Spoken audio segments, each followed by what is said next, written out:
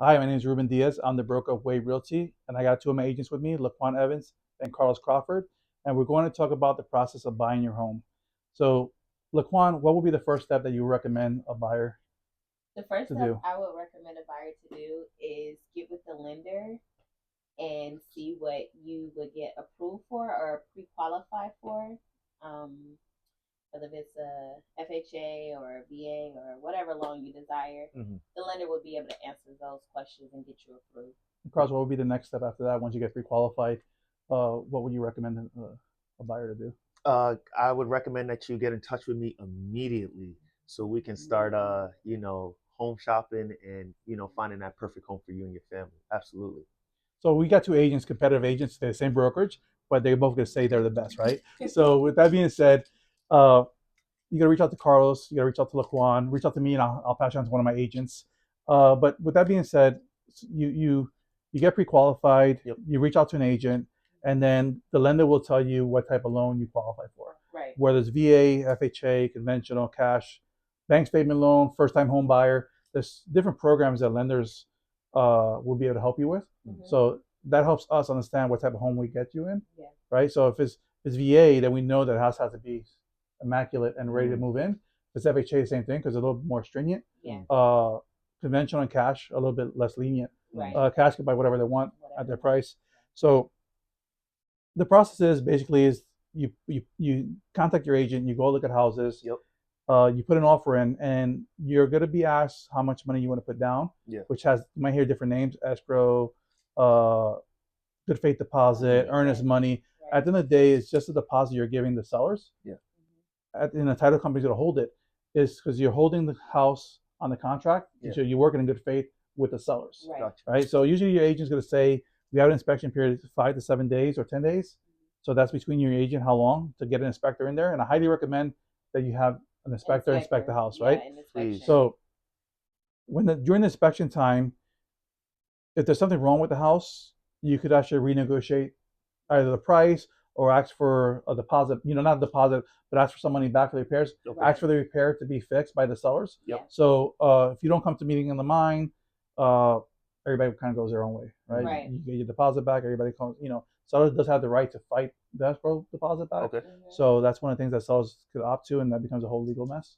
Right. But we're not giving legal advice here. We're just talking about what the process is. Yeah. Yeah. And then the next thing is in this time frame, if after the inspection, then you're working with the lender to order the appraisal and Gotcha. get them documentation. So you get ready for underwriting. And then once underwriting comes back, let's say the appraisal comes back, say the house is $500,000 and the appraisal comes back at 490, Yeah. then obviously there's a $10,000 difference. You have to come back and renegotiate unless the buyer wants to come out of pocket at $10,000. Mm. So there's different instructions. And so with that being said, you want an agent that's representing you. Gotcha. A lot of times I think buyers have the misconception, well, if I go to the seller's agent, I could potentially save myself money. The process would be a lot easier. Yeah. The seller agent has a contract with the sellers. Yeah. So they're looking out for the seller's best interest, not for the buyer's best interest. Exactly. Their job is to get them highest and best for the property Yeah. for the seller, not for the buyer, right? Exactly. So Right. I would highly recommend that you reach out to a buyer agent. Yep. So they can represent you and structure and look out for your best interests. Exactly. So I think that misconceptions out there, and it's happened to me before in the past where I've had a listing and the buyer comes directly to me. Yeah. They think they're gonna get a better deal, and at the end of the day, I'm looking out for my sell's best interest. Right. As you should. And as you should, you have a Yeah. contract with them, right? So after you go through the appraisal part of it and underwriting, that's the best part. We're waiting for that lender to give you what's called clear to close (CTC), Right. and usually it's 3 days after that you can go to the closing table, and title gets the packet, and they balance the numbers out, and then we go to close. Everybody gets their keys. Nice. So that's the fun part. It's not that hard. I think people had the misconception when I was growing up. I was raised in Puerto Rico, born in New York, raised in Puerto Rico, that it's really hard to buy a house. Once you the first house is always the hardest. Right. Then after that, it becomes easy because you understand the process. Yeah. Yes. So as a first-time home buyer, it's a little harder, Yeah. Yeah. right? Because you just don't know what's going on. You're on pins and needles, and everything Yeah. is so hard. It's Yeah. new to you. It's new to you, right? It's everything. Change is hard, and and so you don't know the process. But and a good agent will take you by the hand and walk guide you you, through right? it. Like Yep. we did with your client David, and you did with what was his name, Josh? Zach. Zach. Yeah, you did with Yeah. Zach. Sorry, Zach.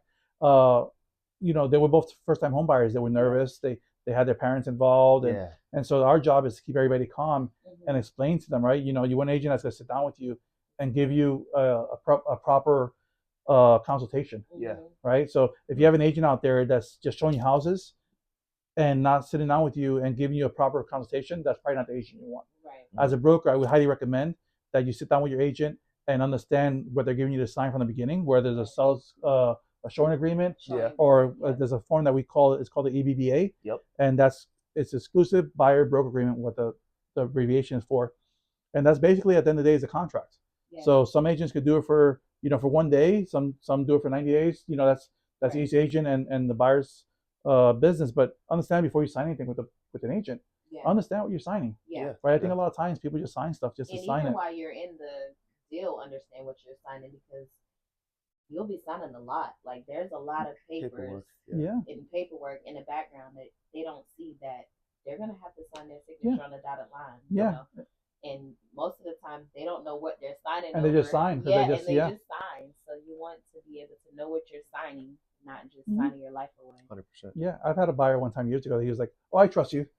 I was like, "No, no, no, no." I go, "Let's sit down and Yeah. let me explain to you what you're signing, yeah. right?" So understand that this is it's a 30-year mortgage sometimes. Mhm. It's a life-changing event, right? So Mhm. you're signing your life away pretty much Yeah. for 30 years. 30 years. Yeah. So it sounds like a joke, but it's important. And Yeah. so you want to have the right agent that can explain to you whether you're renting a property, what type of lease you're signing, Yeah. if you're selling, you're buying, whatever you're doing, make sure if that agent doesn't know, reach out to the broker, and that broker should explain to you, right? So Fair enough. and be transparent, right? One of the things I think with being an agent that's very important for buyers and sellers is being transparent. And for me, I take pride in answering my phone Yeah. Right. Saturday and Sunday. So if you have an agent you're working with, make sure that that agent is always available to you Right. to show you properties and explain to you what you're looking at and give you an opinion. Another thing is too, I think some buyers don't like this, is when you be honest with them. Yeah.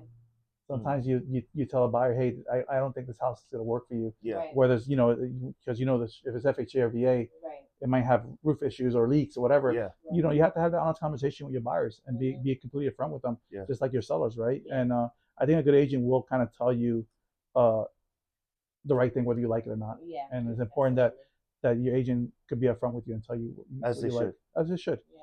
So once again, I'm Ruben Diaz. Please like and subscribe below. There'll be a link to our email.